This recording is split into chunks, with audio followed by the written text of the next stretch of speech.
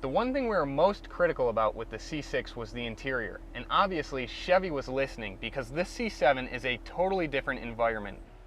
One of the big changes here is that every Corvette has this driver mode selection knob, and this cycles through weather mode, eco mode, touring mode, sport mode, and a track mode as well.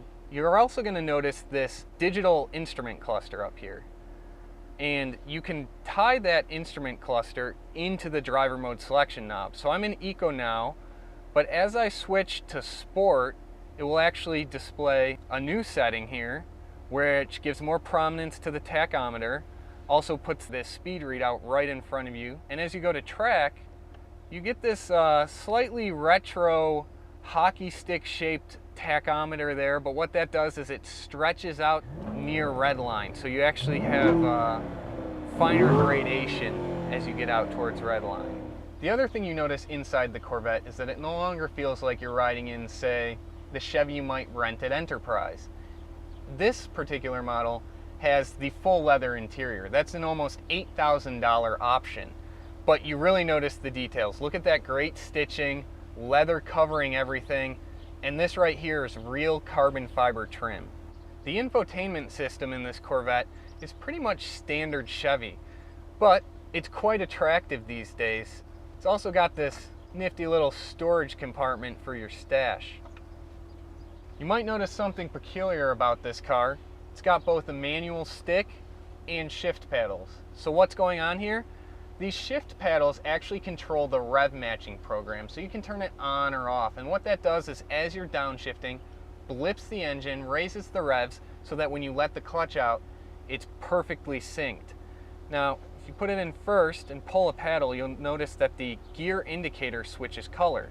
Orange means rev matching is activated, white means it's off. Now the C7 has an option for performance traction management. That's the system that debuted on the C6 ZR1. And what it does is adds a 5-mode traction system. It starts off with wet here. You can advance to dry, Sport 1, Sport 2, and the top setting race. And in race mode, you do get a little bit of traction management without the safety net of stability management. It helps you put down the power using engine spark and ignition timing rather than actually relying on the brakes to control traction. It's one of those systems that GM says can actually make a professional race car driver faster, which is quite the claim. There's a head-up display again, and that has several modes as well. It has this very basic speedometer and gear indicator setting, this more advanced tachometer and lateral G meter at the bottom, a simplified version of that screen, and then one with a more traditional circular tachometer, and again that lateral G meter. As with the C6, all C7 Corvette coupes are actually convertibles, or Targas if you will. They have that removable hardtop. The car that we're in has the translucent polycarbonate roof. That's optional. There's an option for a carbon fiber top here with exposed carbon fiber weave. That's expensive. It's an upgrade because you're getting a Class A display quality surface.